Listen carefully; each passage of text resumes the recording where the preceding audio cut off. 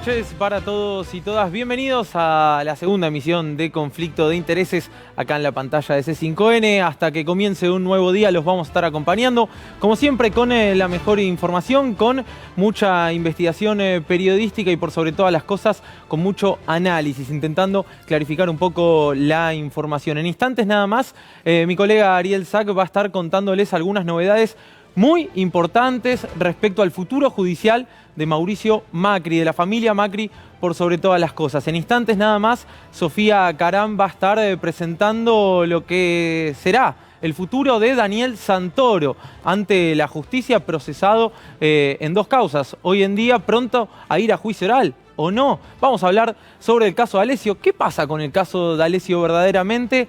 ¿Y quiénes son los interesados por salvar al fiscal federal Carlos Stornelli, que todavía no se entiende cómo es que sigue siendo fiscal federal? Sobre ese tema también vamos a charlar en instantes nada más con Carlos Alberto Beraldi, el abogado de Cristina Fernández de Kirchner, que ha vivido en carne propia y que puede relatar como nadie todo el proceso de lawfare, todas las arbitrariedades que ha cometido el Poder Judicial y por sobre todas las cosas proponer, pensar hacia el futuro qué tipo de poder judicial necesita la República Argentina. Beraldi lo vio todo en los últimos 4 años y puede contar como nadie la desesperación de un abogado que va con reglas de juego que claramente se habían roto mucho tiempo atrás. Pero el hashtag de hoy ya pueden acompañarnos y les agradecemos como siempre ese acompañamiento, es privilegiados, porque señoras y señores, es momento de hablar de lo que está sucediendo, obviamente, en el campo o en un sector del campo, habría que aclarar.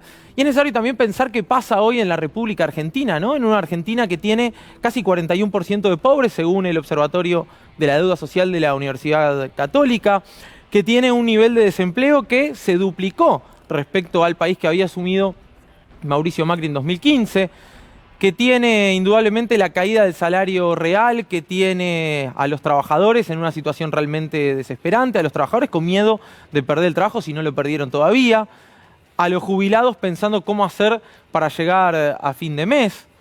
Una Argentina que está realmente en crisis. Una Argentina donde lamentablemente hay que decirlo, están muriendo nenes huichís en la provincia de Salta. Una Argentina donde se ha duplicado la cantidad de pibes y pibas que van a comer a los comedores. Una Argentina que reparte tarjetas alimentarias, digo, para poder comer. Ni siquiera estamos hablando de grandes lujos. En medio de esa Argentina desesperante que vemos todos los días, que la ves vos cuando salís a la calle, que la ves vos cuando vas al supermercado, que en definitiva, indudablemente, la gran mayoría, y creo que vamos a estar todos de acuerdo en esto, la está pasando un poco peor que hace unos años. Solo unos pocos la pasaron un poco mejor o bastante mejor. Y son justamente los privilegiados. Entonces vemos los privilegios que intentan mantenerse de cualquier modo. Entonces vemos de pronto que si queremos hablar de las jubilaciones de privilegio a pedido de la oposición, a pedido de Juntos por el Cambio, que ellos fueron los que lo instalaron en la agenda, notamos una reacción, a mi gusto, completamente desmesurada, completamente alejada de la realidad, que dice no señores, nuestros privilegios no. Nosotros queremos seguir ganando estos cientos de miles de pesos de jubilaciones. Nosotros no queremos resignar absolutamente nada, que resignen otros. Y dicen, bueno, vamos a renunciar, porque no nos importa impartir justicia, nos importa en definitiva mantener nuestros privilegios. Y que ajusten a otro, y que sigan ajustando a los trabajadores, y que sigan ajustando a los abuelos. Digo, no importa, mientras no me toquen a mí, hagan lo que quieran. También privilegiados son aquellos que gozan de una impunidad mediática realmente nunca antes vista y que volvieron a ser la oposición que eran el 9 de diciembre de 2015, ¿no? Que de alguna manera uno dice, pero ¿cómo? Si ustedes estuvieron gobernando 4 años, ¿cómo puede ser que nadie les pase factura a nadie y que tengan el caradurismo de salir a proponer soluciones que a ustedes mismos no se les ocurrió? O que se les ocurrió, las implementaron y nos mandaron al precipicio, tirando por la borda a millones y millones de argentinos. Y privilegiados por sobre todas las cosas, ese sector chiquitito, chiquitito del campo, porque no puedo decir el campo, porque el campo es mucho más que eso. La verdad es que 14.000 productores no representan el campo, pero sí indudablemente empujaron a buena parte de la dirigencia agropecuaria a un paro de 96 horas contra un gobierno que lleva literalmente menos de 90 días. ¿Cuántos paros le hicieron a Macri cuando subieron las retenciones? Ni uno, ni un día de paro, ni una medida, nada, de nada, de nada. Privilegiados son porque en los últimos años fueron en uno de los poquísimos sectores que mientras millones de argentinos eran empujados por la borda del sistema, pudieron ganar algo, o mucho, o muchísimo, en otros casos. Y cuando vienen a decirles, mirá, yo sé que la torta es chica, pero tenemos que repartirla aunque sea un poquito más igual, de una manera más igualitaria, un poquito menos desigual si querés. Dicen, no, señores, 96 horas de paro, 4 días seguidos de paro. Y si queremos cortar rutas, cortamos rutas y se va a pudrir todo. Si les parece, escuchen a Alejandro Dalmazo. Estuvo hablando con Ernesto Tenenbaum hoy en radio. Me pareció muy interesante, por sobre todas las cosas, ver cómo este productor agropecuario, autoconvocado de la provincia de Córdoba, dice claramente, sí, gané mucho, gano mucho, no tengo por qué decirte cuánto gano. Y no tienen por qué sacarme nada porque me corresponde. Escúchalo y ahora vamos a empezar a tratar de analizar y de entender qué es lo que está pasando con el campo hoy. No, si gané fue porque laburé, porque invertí, porque me arriesgué, no porque me quedé... Pero todo el país labura, se mata, algunos tienen plata para invertir o no, y mucha gente perdió mucho dinero. Entonces lo que te estoy preguntando es, si ganaste, ¿cuánto ganaste? Porque si ganaste mucho, el nivel de protestar... Ahora, es una pregunta muy capciosa. ¿Vos te das cuenta que el único... No, es una pregunta capciosa porque no tiene respuesta, porque no me lo estás respondiendo. No, hay información privada que obviamente yo no te la voy a dar, ¿me entendés? Y es una actividad privada. Pero vos te das cuenta que cualquiera que escucha está deduciendo que ganaste mucha plata. Cualquiera que escucha dice, no dale al gato... Gané mucha plata y por eso estoy acá hoy en la ruta cagándome de calor. Bueno, muy claro, ¿no? Digo, alguien que quiere ganar y seguir ganando y no hablar de otra cosa más que de un gobierno que supuestamente les pone un impuestazo impagable. Yo hoy pensaba y me acordaba del conflicto con el campo en 2008, cuando una buena parte de la sociedad, después podemos discutir si equivocadamente o no, obviamente todos tenemos opiniones respecto a esto, salió a solidarizarse con el campo y salió a la calle y salió a protestar y salió a decir el campo somos todos. Y pensaba que hizo el campo, o estos dirigentes agropecuarios, porque insisto, no me gusta generalizar, ¿qué hizo el campo en definitiva en estos últimos años? Cuando a la clase trabajadora la ajustaron, cuando a los jubilados los ajustaron a más no poder, cuando les cambiaron la fórmula previsional. ¿Qué hizo el campo cuando se proponía un paro de la CGT? ¿Qué hicieron los funcionarios de Cambiemos que hoy apoyan el paro del campo?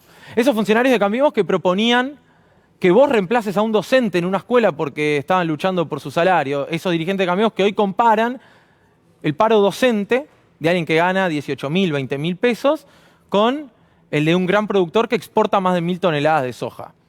Digo, ¿qué punto de conexión hay? Y no dejaba de pensar en la falta de empatía, en la falta de solidaridad, en la falta de devolución de gentilezas, incluso si querés. Buena parte de la clase trabajadora, insisto, equivocada o no, de la clase media, apoyó las protestas del campo en 2008 y salió a decir el campo somos todos. ¿Y hoy qué? ¿Qué hace el campo frente a lo mal que la pasó esa clase media, esa clase trabajadora que salió a apoyarlo? Vamos a escuchar cuáles eran los reclamos que hacía Carlos Gianisotto, titular de Coninagro. Presta atención, antes de que se tratara el tema retenciones. Habían anticipado que se iban a subir las retenciones y Gianisotto dice, se puede subir las retenciones, pero tienen que hacer ciertas concesiones. Después vamos a ver si las cumplieron. Mirá. Pero si, por ejemplo, el gobierno les presenta un aumento de retenciones, pero con un trato diferencial, es decir, si hay algún tipo de segmentación, ¿eso lo verían con buenos ojos? Eso es un tema para conversarlo, por ejemplo, es un tema para conversarlo. El tema para conversarlo es qué hacemos con los productores que están en aspectos de emergencia, porque hoy el aspecto climático juega un papel preponderante como nunca. ¿Qué pasa con los precios internacionales? Son muchos los temas que pueden conformar un conjunto de medidas en que un aumento de retenciones con las cuales no la compartimos pueden en una de esas ser consensuadas con nuestras bases. Bueno, ahí lo escuchaban clarísimo. Gianisotto dice, bueno, si nos dan ciertas concesiones y favorecen a las economías regionales y esto viene acompañado de un plan para el sector agroexportador, nosotros no veríamos con malos ojos la suba de retenciones a la soja. Mirá lo que hizo el gobierno. Y después, insisto, después lo pensás, yo tengo una posición tomada, el campo tiene una posición tomada indudablemente, y es para pensarlo. 33 puntos a la soja, sube 3% para 14.884 grandes productores y beneficia al 74% restante del sector. Vamos con otra. Vos me dirás, bueno, ahí está el aumento del que hablaba Yanisoto, que se iban a poner. Claro, pero al girasol bajaron, quedan 7%. El maíz 12% queda igual. El trigo y la harina 7%, bajan 2 puntos.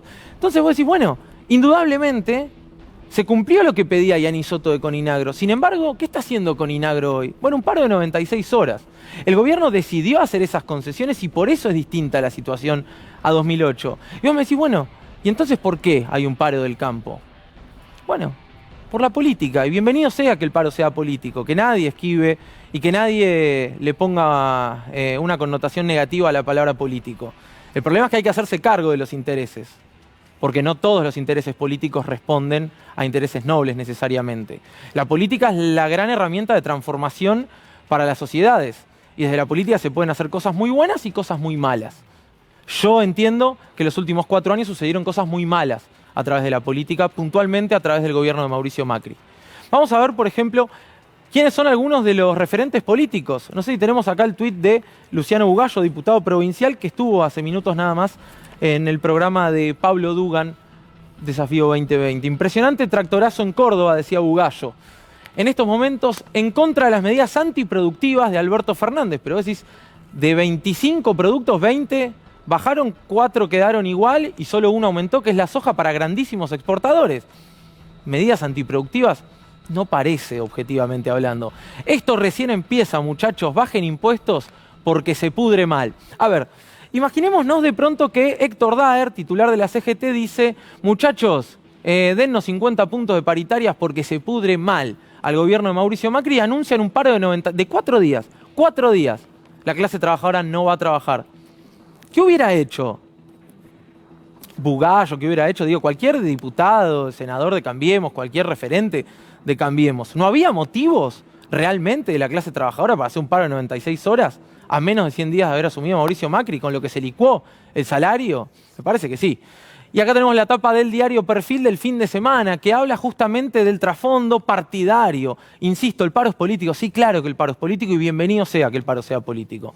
Empecemos a discutir por qué hay dirigentes políticos que representan a los que te decían hace unos meses, unos años, que estabas viviendo demasiado bien, que tenías que ajustarte, que había que pagar la fiesta. ¿Por qué no le piden lo mismo a los referentes del campo? Bueno, porque en la política hay conflictos de intereses constantemente. Y estos señores tienen realmente conflictos de intereses inconfesables, porque no pueden decir que ellos quieren que todo, que mucho, quede concentrado en unas pocas manos. Porque eso fue el macrismo, básicamente. Vamos a ver cómo le fue a los trabajadores en estos últimos 4 años, a ver si no tenían motivos para parar. Pobreza aumentó entre 10 y 15 puntos, según quien lo mida. Tomamos el Observatorio de Deuda Social de la UCA, 40,8%. Desocupación, casi 10 puntos, se duplicó. 7,6% de indigencia y el salario real cayó 23 puntos. ¿Escuchaste alguna vez un paro de 96 horas contra el gobierno de Macri? Parece que no, ¿eh? Yo no lo vi.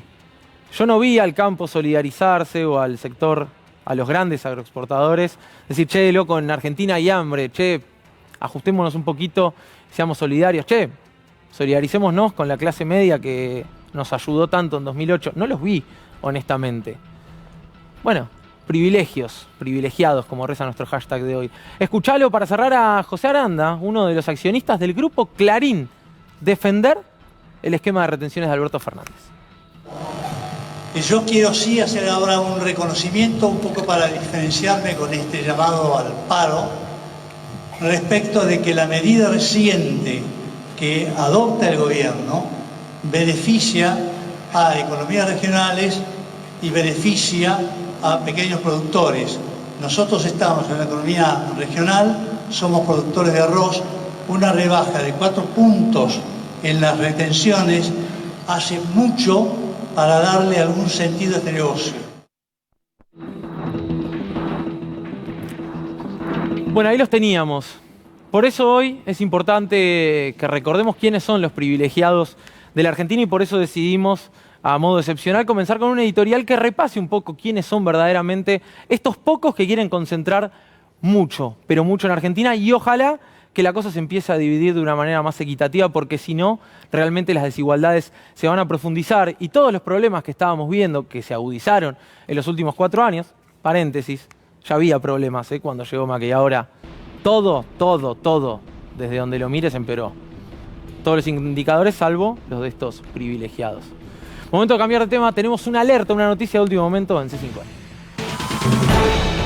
Alerta en C5N, exclusivo de conflicto de intereses, una declaración en la justicia en el marco de la causa peajes que complica y mucho a la familia Macri y a varios exfuncionarios. Con las novedades, Ariel Sac.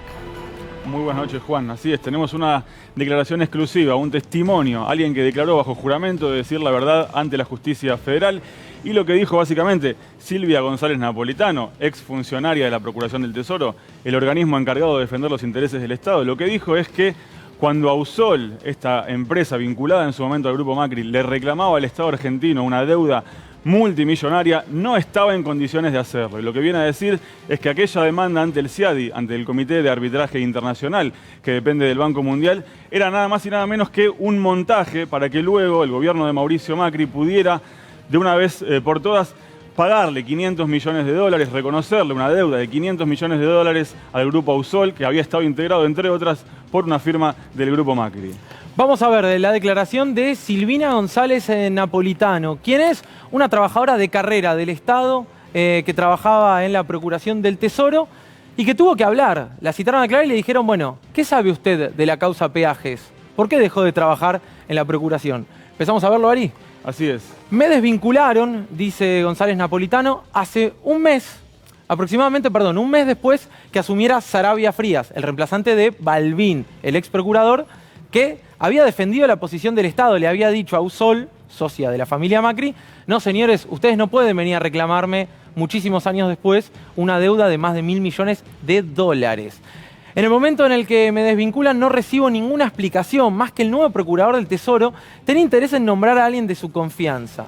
Qué escándalo sería, ¿no?, si esto llevara la letra K.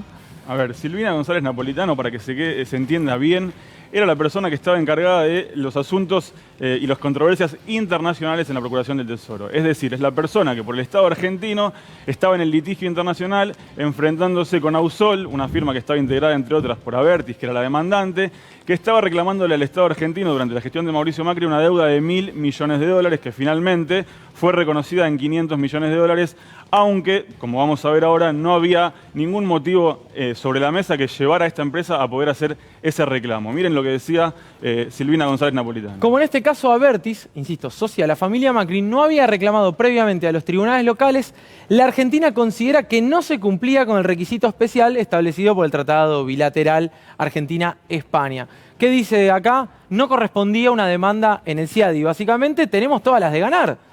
¿O no? Fueron a reclamar, vamos a traducir lo que dice acá, fueron a reclamar a nivel internacional sin haber pasado antes por la instancia local. Esto quiere decir que estaban haciendo algo que no se podía. Ahora, ¿por qué cree la justicia que fueron a hacer esto? ¿Por qué fueron a un tribunal internacional?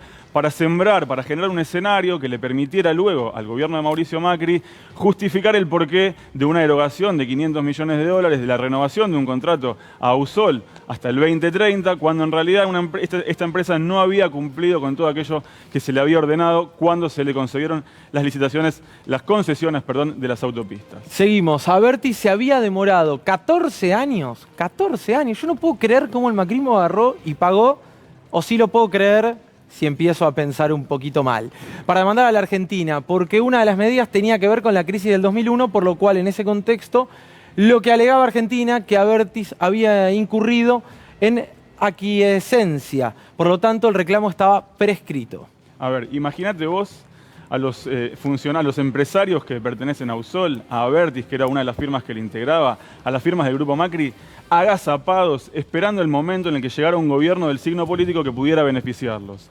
14 años pasaron. Apenas 3 días antes del cambio de gobierno, de que Cristina Fernández de Kirchner dejara el sillón presidencial en manos de Mauricio Macri, se presentan ante el CIADI a nivel internacional y hacen esta denuncia 14 años después de lo que es el comienzo de su reclamo de una deuda que, hay que decir, esta deuda no era tal porque ellos no habían cumplido con todo aquello que se les exigía como concesionarios de autopistas. Bueno, la verdad es que es muy impresionante y también otra persona que ha seguido bastante el tema es Sofía Karam, que tiene más novedades incluso de lo que se viene en el futuro Autopistas del Sol. Así es, Juan, buenas noches Ariel, buenas noches para todos en casa, para todas también.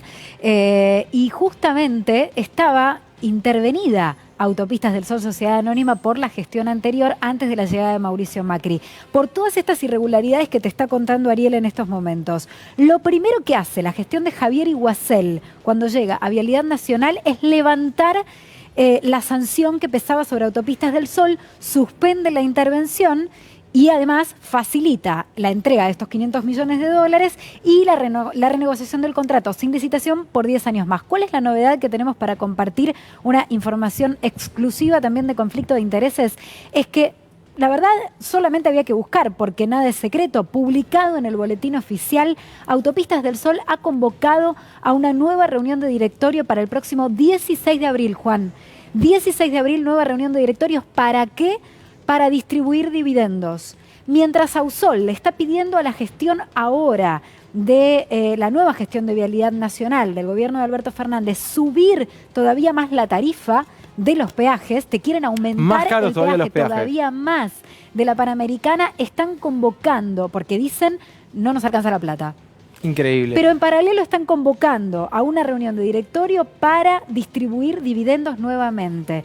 Atención, porque parte de los justificativos para intervenir Autopistas del Sol en su momento, del ex OCOVI, el órgano de control de concesiones viales, era que se distribuían dividendos mientras, por ejemplo, había evasión de impuestos, no pagaban el impuesto a las ganancias, mientras se dibujaba de alguna manera por parte de la compañía la distribución de dividendos con, por ejemplo, contrataciones a los propios socios para capacitación del personal. Contrataciones millonarias, o sea, con maniobras muy poco claras. Es todo sumamente alevoso, ¿no? En este caso, y siempre con el macrismo detrás, siempre detrás de estos negocios tan sospechosos, aparece Socma, y ni siquiera es que aparece a 10 metros de profundidad, está acá al lado, digamos. Todos sabíamos que Socma estaba asociado a Autopistas del Sol y que incluso vendió después de que se valorizaran muchísimo las acciones. Vamos a ver esta línea de tiempo que hizo la producción. Fíjate, 7 de diciembre de 2015, Abertis se presenta, es decir, Abertis asociada al macrismo, presenta una solicitud de arbitraje ante el CIADI y le dice: República Argentina, ustedes me deben 1.100 millones de dólares por atrasos tarifarios. Apenas unos meses después se presenta Balbini y dice: no, señores, vengan a discutir a la Argentina qué es lo que dice la ley. Y un mes después el CIADI dice: sí, vamos a hacer una audiencia para definir la competencia porque la verdad es que Argentina tiene razón Balbín. Balbín al poco tiempo es invitado, muy sutilmente, a dejar el gobierno de Macri. Le dicen: mire, necesitamos un procurador independiente, pero no tanto, Balbín. Es demasiado. Balbín era un procurador del Tesoro que había sido promovido por Elisa Carrió y que evidentemente lo que hacía era defender los intereses del Estado argentino. Algo que no se podía hacer cuando en el gobierno había también un hombre con intereses de empresas. Claro, para que se sepa en casa, el procurador del Tesoro es el jefe de los abogados del Estado. Es el hombre que representa tus intereses. El interés del bolsillo de las argentinas y los argentinos. Hoy es Carlos Zanini, por ejemplo. Exactamente. Digo, para que la gente se dé una idea. Seguimos. 30 de junio, mira mi cumpleaños. Desplazan, bueno, un mal día. Desplazan a la directora nacional de Asuntos y Controversias Internacionales, González Napolitano, de quien te mostramos la declaración recién. Era una funcionaria de carrera, una funcionaria técnica con bastante trayectoria, pero que había estado siempre en planta transitoria. El macrismo, el gobierno de Mauricio Macri, la pone en planta permanente y le da el cargo de directora nacional de Asuntos y Controversias Internacionales. Pero también demasiado independiente para los intereses de Mauricio Macri y los suyos. 13 de agosto de 2018, de pronto, de buenas a primeras, las dos partes dicen: viste que el Cambiemos es muy conciliador, es diálogo, consenso y qué sé yo qué más. Bueno, ahí está. Las partes informan que llegaron a un acuerdo porque con diálogo, porque se puede hacer de otra forma, y le dicen al CIADI: no intervenga más, ya está. Y lo peor de todo es que Dietrich salía a vanagloriarse del acuerdo que hizo diciendo: le ahorré al Estado 600 millones de dólares. No hubo ni una sola audiencia en medio. Y a ver, conectemos el principio con el final. crearon el 7 de diciembre del 2015 un escenario que le permitiera al gobierno argentino justificar por qué le iba a pagar 500 millones de dólares a una empresa que había tenido vínculos y muy cercanos, muy estrechos con el Grupo Macri. Lo venimos diciendo además, no hubiera sido posible toda esta maniobra sin el enorme, alevoso copamiento de Vialidad Nacional por parte de hombres que antes eran abogados de las empresas, Autopistas del Sol, GCO, asesores, CEOs de las compañías, y que luego, el mismo 10 de diciembre de 2016, pasaron al otro lado del mostrador, desplazaron a los funcionarios de carrera de Vialidad e inventaron nuevos cargos gerenciales ocupados por estos hombres y mujeres que antes representaban los intereses de las empresas. Nada hubiera sido posible sin esto. Vamos a desarrollar este y otros temas junto a Carlos Alberto Beraldi, abogado de Cristina Fernández de Kirchner y una persona que vivió todas estas arbitrariedades en primerísima persona.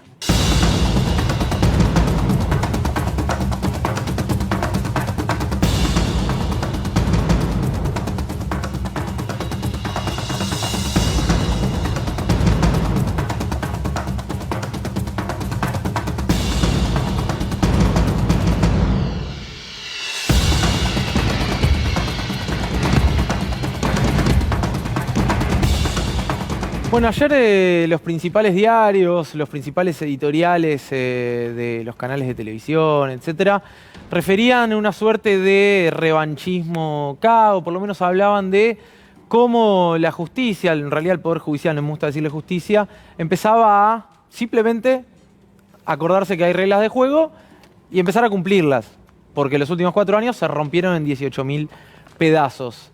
Justamente hace una semana nada más, Carlos Pagni, colega del canal La Nación Más, refería que a Ricardo Jaime se lo metió preso de manera preventiva, sin siquiera haberlo llamado a indagatoria previamente, porque en Comodoro Pi estaban nerviosos por una tapa que iba a salir en el diario que había que frenar, y en realidad después nos enteramos que encima venían los Panama Papers, y después detuvieron a Lázaro Báez y la historia es sumamente conocida. Me gustaría hablar también sobre el futuro que se viene y por eso decidimos invitar a Carlos Alberto Beraldi, que en realidad se llama Alberto, me gustaría aclararlo. Es correcto, es Alberto. Carlos Alberto. ¿Y cómo te dicen, Alberto? Pero todo el mundo me llama Alberto. Bien. Gracias por la paciencia y por esperarnos. No, gracias. En primer lugar, quería consultarte esto puntualmente, ¿no? ¿Notás que hubo un cambio político, si se quiere, en la justicia, en el Poder Judicial? ¿Crees que simplemente están regresando las garantías procesales? ¿Cómo lo ves? Mira, hay una presentación que se hace de estos temas en varios de los medios hegemónicos, como que el cambio de gobierno generaría algún tipo de lentificación en las causas procesales o que esto significaría algún avance en favor de la impunidad. Y esto es absolutamente falso. En realidad lo que hay es la destrucción, me parece, de un concepto hegemónico que existía con una mesa judicial dirigida desde la Presidencia de la Nación por Mauricio Macri y un grupo de jueces que actuaba de manera coordinada. Al haber caído, después de las elecciones, ese poder hegemónico, esa mesa judicial, creo que las cosas empiezan a tener otra vez el desarrollo normal. Es decir, que si aparecen decisiones en donde las personas que estaban privadas ilegítimamente de la libertad recuperan justamente la libertad, si hay imputaciones falsas que habían progresado y que ahora se demuestra a través de otras investigaciones que eran cargos totalmente insustanciales, bueno, lo que me parece es que lo que está ocurriendo es lo correcto. No hay una politización de las decisiones, sino todo lo contrario, una justicia que empieza a actuar como corresponde. Alberto, antes de abrirle a los chicos, no quiero dejar de consultarte por estos famosos sótanos de la democracia. En los últimos años has visto cosas, imagino, inusitadas, por lo que relatan incluso algunos colegas tuyos. ¿Qué fue lo peor que te tocó vivir? ¿Las 8 indagatorias en un día, por ejemplo?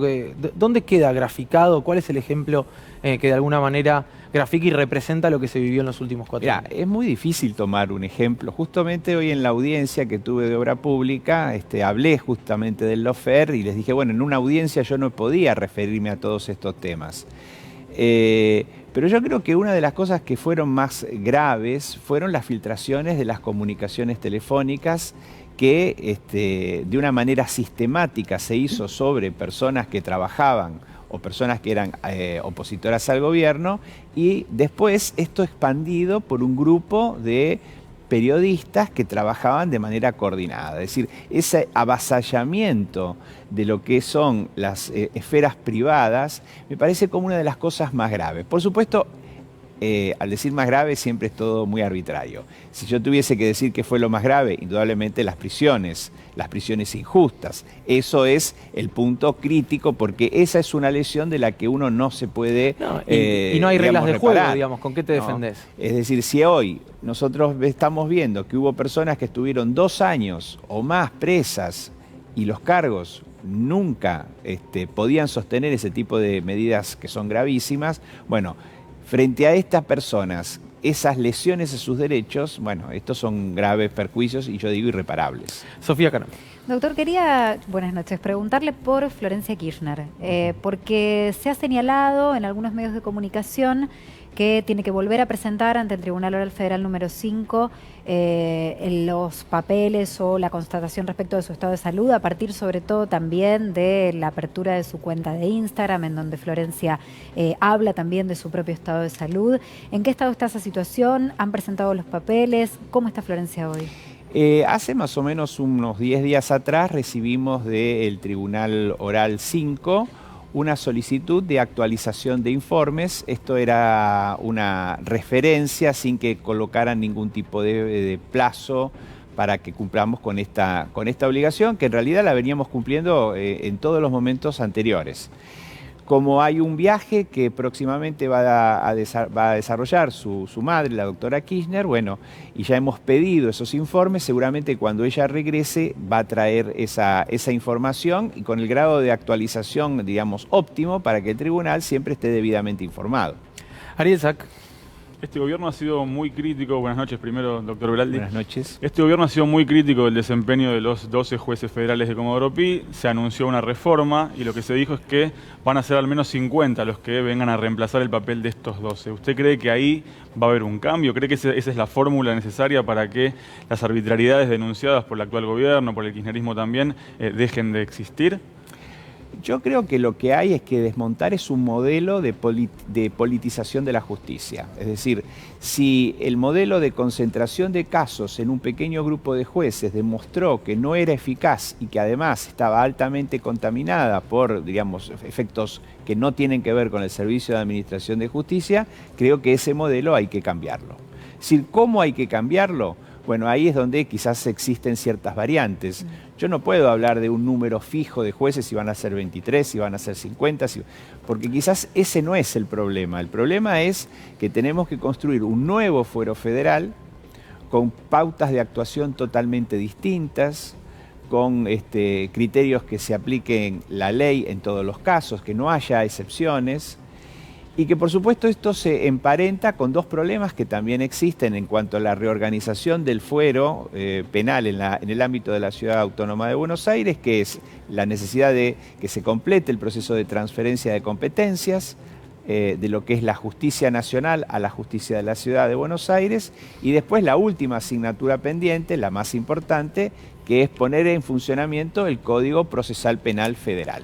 Ahora, voy a polemizar un poco, si se quiere. ¿Es posible hacer una justicia federal, reformar una justicia federal con aquellos jueces y fiscales que indudablemente se entregaron y entregaron cualquier tipo de bandera, si se quiere, del Estado de Derecho, de las garantías procesales, en función de las presiones, bueno, me salió un lindo fallido, del Poder Ejecutivo? Digo, ¿se puede hacer una justicia con los Ercolini, con los Stornelli? Mirá, yo creo que son 2 cosas distintas. Lo que me han planteado es un problema de reestructuración de un sistema y lo que vos planteás es un problema de analizar casos individuales. No, porque da la impresión que el gobierno lo plantea como solución ampliar la cantidad de jueces. No, discúlpame Juan, pero son responsabilidades distintas. El Poder Ejecutivo tiene la obligación hoy de estructurar un nuevo Poder Judicial, digamos, en este sector en donde existe un gran reclamo social. Es decir, una de las propuestas en las elecciones fue esta, y uno de los compromisos que asumió el presidente fue este.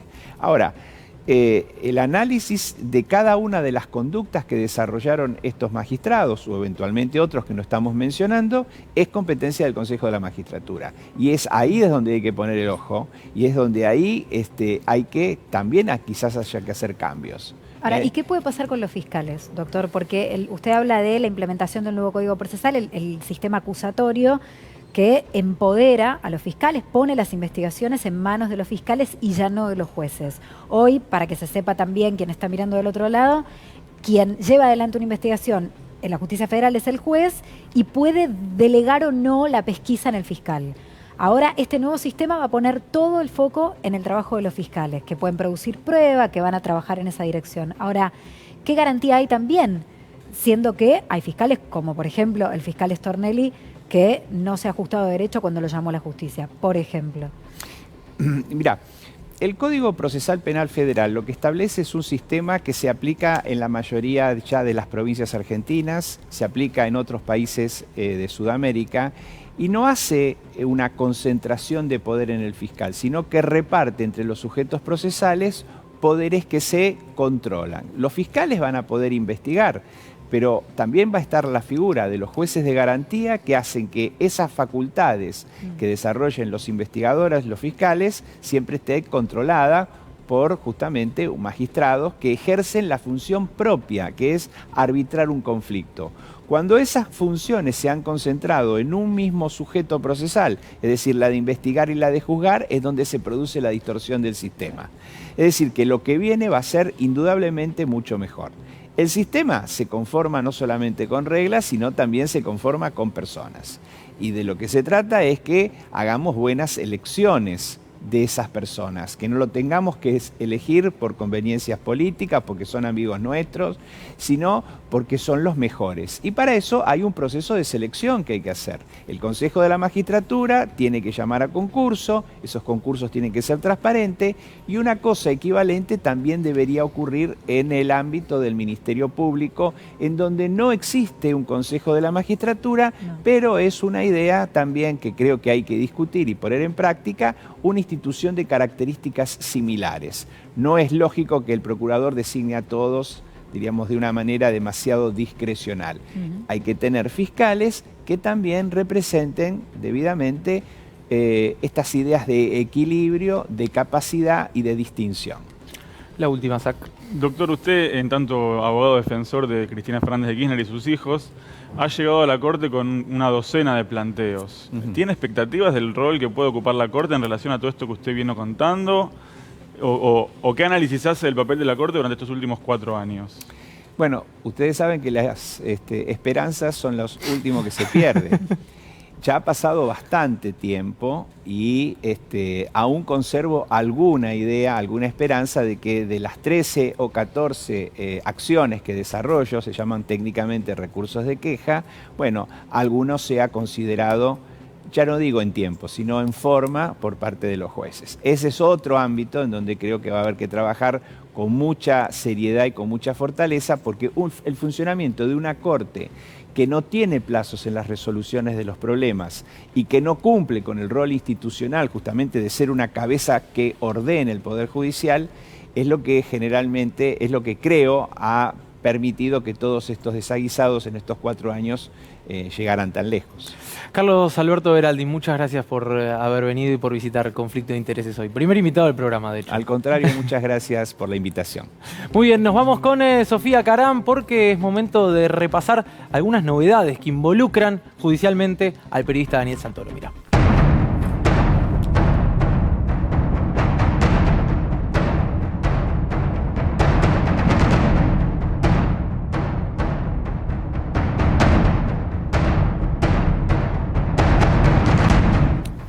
Caram, Zach Caram. Bueno, si te parece, comenzamos con, veíamos la foto allí de Daniel Santoro con los tribunales de Comodoro Pi detrás. ¿Por qué? Porque ustedes saben, menos conocida es una causa que cursa hoy en Comodoro Pi a cargo del juez federal número 9, Luis Rodríguez, y con la intervención del fiscal Eduardo Taiano, que investiga el posible delito de coacción y de extorsión en perjuicio de Gabriel Traficante. Gabriel Traficante es un empresario aduanero que denunció en Comodoro Pi que fue extorsionado por la banda de Marcelo D'Alessio a cambio de, o sea, le pidieron dinero a cambio de no involucrarlo en una causa judicial. Esa causa judicial era la conocida como la mafia de los contenedores, causa en la que quedó involucrado traficante y que llevaba adelante el juez Marcelo Aguinsky en el juzgado, en el Fuero Penal Económico. ¿Qué pasó? Esta causa ha avanzado muchísimo ya en la etapa de instrucción y esta es la noticia, lo novedoso que tenemos para compartir con ustedes, está ya camino a juicio oral. Pero tiene un pero. Y tiene que ver con la figura de Siempre hay un pero Daniel en el Poder Santoro. Judicial argentino. Siempre hay un pero. En este caso, avanzó mucho la pesquisa respecto del rol de Marcelo Sebastián D'Alessio, que al igual que en la causa que investiga Alejo Ramos Padilla en Dolores, está procesado y con procesamiento ratificado por la Cámara, por el juez Rodríguez y ratificado por la Cámara, aquí te digo en Comodoro Pi. También Juan Ignacio Vidone, el fiscal de Mercedes, también por este caso procesado en Comodoro Pi, con procesamiento ratificado. También el espía Rolando Barreiro, detenido, también procesado. Y Claudio Álvarez, otro hombre de inteligencia involucrado en estas maniobras. También fue indagado Daniel Santoro. Fue indagado finalmente el 13 de febrero pasado. 10 días hábiles tiene el juez para definir su situación procesal, pero, y aquí está el pero, no va a suceder por el momento.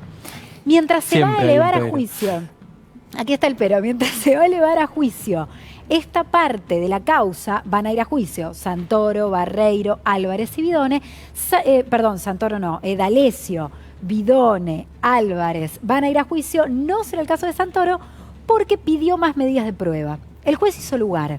Va a haber algunas pruebas respecto de comunicaciones telefónicas. Pidió incluso que declare el juez Aguinsky. Seguramente esto va a suceder por escrito. Lo novedoso es que va a tardar por lo menos 2 o 3 meses más la justicia en definir la situación procesal de Santoro y queda por ahora por fuera de la elevación a juicio. Lo mismo que ha sucedido en Dolores por parte de Alejo Ramos Padilla, que dejó afuera a este hombre que están viendo en estos momentos, atrás tuyo, a Carlos Estornelli. Ah, pensé que a Marcelo. No, Marcelo D'Alessio sí va a juicio. Patán sí, Patán va. Y que sigue detenido, además en prisión preventiva, y Santoro. Bueno, ojalá pronto podamos hacer alguna entrevista con Marcelo D'Alessio, que en su momento tuvo muchas ganas de hablar. Habló, de hecho, en Radio 10 con Darío Villarruel. Dijo que iba a contar todo y quedó ahí. Después de un informe que vamos a mostrar ahora, Ariel Saque, me interesa que me cuentes en qué estado está la causa, cómo sigue, porque tengo entendido que Ramos Padilla le pegó un reto a algunos jueces, también por el caso del hombre que veíamos recién, por Carlos Estornelli. Pero la producción preparó un informe especial sobre las aventuras de Daniel Santoro, el periodismo, la justicia, las operaciones, los sótanos de la democracia. Marcelo D'Alessio, el doctor D'Alessio, es especialista en seguridad. Es una persona muy valiosa. El experto en narcotráfico y terrorismo internacional, no solamente en la teoría, sino en la calle más grande que tiene la Argentina, investiga en el campo. Sí, bueno. Sí, no solamente en el escritorio. ¿Quién es D'Alessio para vos? D'Alessio es un extorsionador salido de un cuento de Dostoyevsky. Es el experto en narcotráfico y terrorismo internacional más grande que tiene la Argentina, investiga en el campo. Sí, bueno. Yo lo conocí por Daniel, la verdad que es un hallazgo. Daniel me habló siempre muy bien de Marcelo, y porque es de los pocos que explica así, Dani, tenés razón, es un maestro para explicar. ¿Cómo es que vos le creíste todo eso a D'Alessio? O sea, ¿haces algún tipo de mea culpa? Decís, bueno, me equivoqué, o no debería haber chequeado quién era. Sí, bueno, me equivoqué, o no debería haber chequeado quién era. Yo tuve con él relaciones estrictamente periodísticas. Santoro me hice muy amigo de Daniel, pero te estoy diciendo que viene cada 3 semanas a casa. Y yo voy cada 2 o 3 semanas a su casa y nos juntamos una vez por semana. Me invitó a su cumpleaños de 60 años. Sí. Estuve tocando el piano ahí, estaba el presidente de Nenor, estaba Majul, estaban todos los amigos de él. Tuve con él relaciones estrictamente periodísticas. Yo estaba preparando un allanamiento. Entonces, lo que hice fue, con mi celular, borré todas las conversaciones con jueces, con fiscales, con abogados. Borré todas las conversaciones con jueces, con fiscales, con abogados. ¿Cómo lo apretaban a Cifuentes? Con un programa de televisión. Marcelo D'Alessio lo llama a Mario Cifuentes y le dice: mirá esta noche el programa Animales Sueltos. Hablan de la situación de Lula da Silva, o sea, nada que ver con la Argentina. Sí. Por esto Lula está a punto de ir preso. Recuerde que la empresa que le quieren quitar a Mario Cifuentes se llama OPS y la de Lula OAS. La empresa constructora OPS, para ganar un contrato con Petrobras, le hizo los arreglos y por eso es que el juez Moro lo condenó a 9 años de prisión. Aparece Daniel Santoro diciendo, en lugar de OAS, dice la empresa OPS, que es la empresa de Mario Cifuentes. Un segundo. La empresa constructora OPS, para ganar un contrato con Petrobras. ¿Qué sucede después de eso? Mario Cifuentes se niega a entregar dinero y a los 2 días sale una nota en el diario Clarín firmada por Santoro diciendo el nuevo Lázaro Báez es Mario Cifuentes.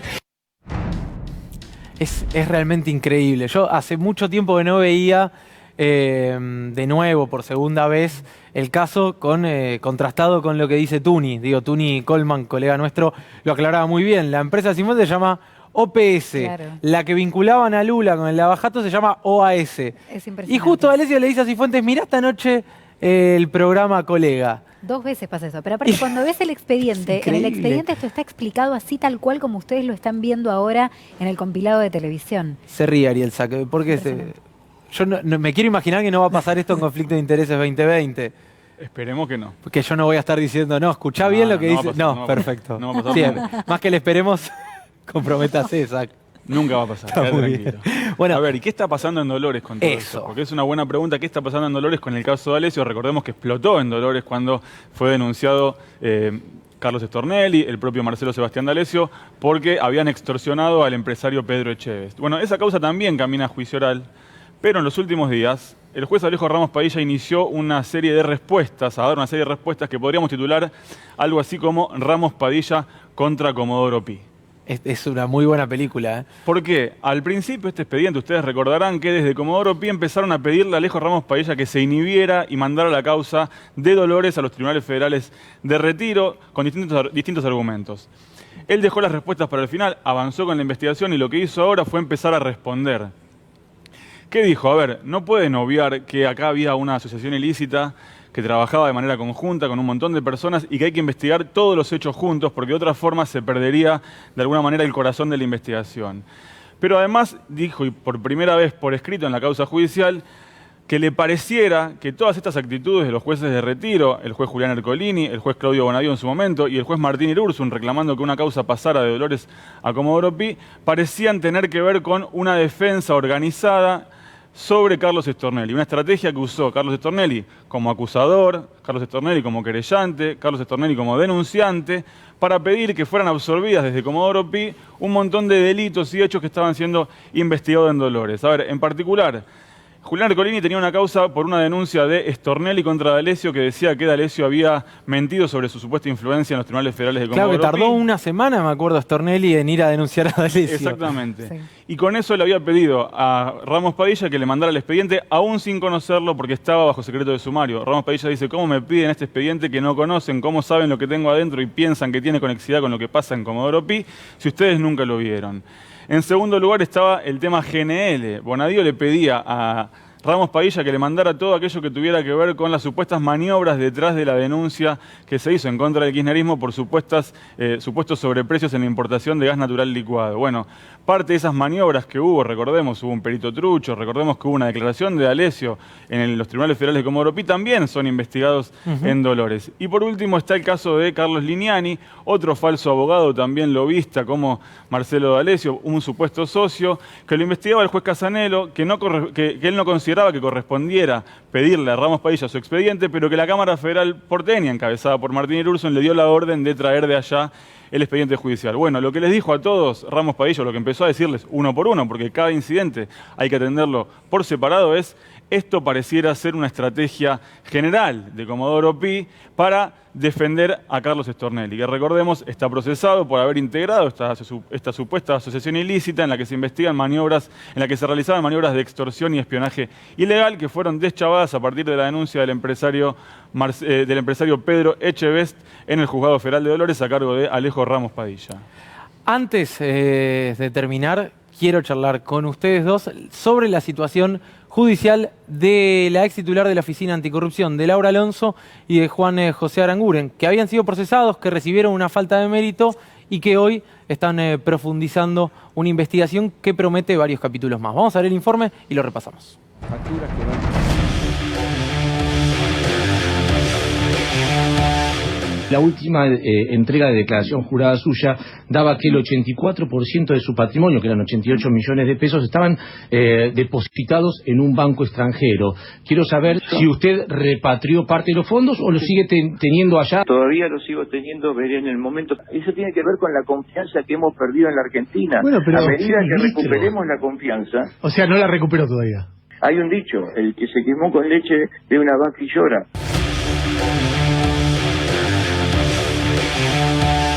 ¿Va a traer la plata al país? Es un tema privado, el tema personal, igual le contesto que no.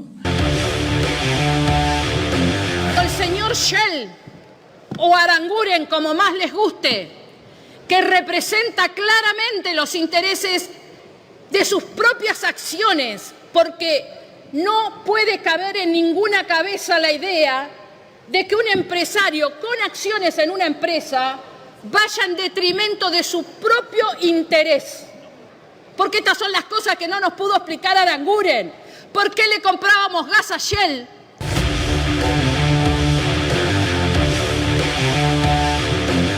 Y le vendíamos a algún otro país. ¿Por qué el gas entraba por algún lugar que era poco santo? En relación a la importación de gas de Chile, ¿lo puedo explicar? Están todas las respuestas dadas en el expediente. En ningún momento me interesé particularmente por algún proveedor, sino que tomé decisiones de carácter general y siempre en beneficio del interés público. Aranguren. No puede alguien que es accionista de una empresa lanzar una licitación para comprar gas y adjudicarle él a una empresa donde tiene acciones. Eso es conflicto de interés acá en la China. ¿Aranguren no tiene conflicto de interés con No, a ver, ¿qué tenés que mirar? No, no lo tiene. Hay conflicto de interés. No, no lo tiene. Uno se ríe porque obviamente este tipo de situaciones son las que dieron nombre al programa, que esperemos que dure muchísimos años, ¿no? Conflicto de intereses. Pero se está investigando justamente a Juanjo Aranguren y a Laura Alonso por conflicto de intereses. Así es. A ver, ¿qué está pasando con Aranguren en este momento? La Cámara Federal porteña revocó el procesamiento que tenía por negociaciones incompatibles con la función pública, porque como bien vimos en el tape, desde lo que fue la gestión del Ministerio de Energía, él había beneficiado a Shell con la compra de gas internacional a una empresa en la cual él había sido primero accionista y luego presidente. Lo que dice la Cámara Federal es, bueno, le revocamos el procesamiento, pero ordenamos profundizar la investigación y ordenan, por ejemplo, un cruce de llamadas, una averiguación de entradas de llamadas entrantes y salientes para averiguar con quién hablaba Juan José Aranguren en el preciso momento en el que se tomaban las decisiones que beneficiaban a Shell. Pero además piden también una serie de mails, esto lo está decidiendo. Tenemos las medidas, a ver si tenemos por ahí la placa justamente con las medidas del juez. Del juez Luis Rodríguez, a partir de que la Cámara Federal porteña le ordena profundizar la investigación. Llamadas entrantes y salientes de Aranguren y Laura Alonso. Esto se lo pide a la empresa, no le pidió los teléfonos a Laura Alonso y a Aranguren. Para ver con quién hablaban en los momentos en los que se tomaban decisiones que eventualmente beneficiaban a Shell, la firma de la cual había sido accionista y presidente, y hay que repetirlo porque ahí está el problema, el meollo de la cuestión, Juan José Aranguren. Claro. Seguimos, también del ex subsecretario de Refinación y Comercialización, Pablo Popic, del ex secretario de Combustibles, del ex secretario de Energía, y también pidió los correos electrónicos, como marcaba recién Ariel Sack, desde 2015 hasta marzo de 2019, es decir, quieren los mails de Laura Alonso y de Juan José Aranguren para determinar en definitiva qué es lo que estaban haciendo al momento de realizar estos negociados en favor de Shell. Y hay un tema también con la delegación de firmas. Ahí está, a ver. Aranguren asume en la función pública a fines del 2015, pero recién se excusa formalmente de intervenir en temas vinculados a Shell el 23 de agosto del 2016. Hubo 8 meses en el medio. Exactamente. En todo ese periodo de tiempo, él siguió tomando decisiones como cabeza del ministerio que lo que hacían era beneficiar a una empresa de la cual él había sido, lo repito, accionista y presidente. Las acciones las vende después. Después las acciones las vende. O sea, pero por recomendación de la propia Alonso, pero vende ¿qué las pasa? acciones. Cuando él delega, cuando él decide, antes de inhibirse formalmente de todo tipo de acción, él delega la firma. Lo que dice es, bueno, cuando esté involucrada la firma Shell, por orden o por consejo de la Oficina Anticorrupción, lo que voy a hacer es delegar la firma, y delega la firma en personal jerárquico inferior. Él decide a quién le delega la firma, y ahí está uno de los principales, u otro de los principales problemas, que tiene que ver con que si un funcionario le delega la firma a una persona que él elige y que está por debajo suyo... No hay delegación de firmas. No hay independencia. Lo que va a pasar es que aquel que esté por debajo va a seguir representando los intereses del ministro, que estaban en conflicto con su paso anterior por la gestión privada. ¿Por qué? El conflicto de interés es aquello que un ex empresario traslada consigo al Estado, cuando tiene que defender los intereses del Estado, pero en realidad está atravesado por todo aquello que lo acompañó durante la gestión privada. Estás trasladando tus intereses como empresario a la gestión pública. Es como si de pronto tu jefe te pidiera que firmaras por él una cuestión que lo involucre. Vos decís, bueno, pero yo le tengo que hacer caso a mi jefe, no puedo hacerme el distraído. Ahora, existe una forma de delegar la firma en donde ese conflicto no se da. Si vos le pedís a un superior tuyo que elija a alguien por debajo tuyo que no tenga que ver con una decisión que puedas tomar vos. ¿Y por qué Laura Alonso no recomendaba eso? Bueno, ese es el problema que tiene Laura Alonso, que está acusada de encubrir a todos los funcionarios que tenían conflictos de interés. Eso pasa cuando uno no es abogado, digamos. Entre otras cosas. Entre otras cosas. Bueno, hay que ver ahí si hubo animosidad por parte de Laura Alonso o si fue impericia. De las dos formas es responsable, indudablemente. Es decir, le pedía, aconsejaba mal de mínima. Lo puede llegar a salvar a Aranguren en tal caso. Que Aranguren dijo en esta causa, yo hice todo por recomendación de Laura Alonso. Así que hay que ver cómo sigue. Por eso hay que ver qué hablaron entre ellos. Bueno, el listado de llamadas. Por eso, totalmente. este intercruzamiento de llamados que ordenó el juez para profundizar la investigación. Bueno, nos recontra fuimos. Ya llega Cristian Minich haciendo No te duermas.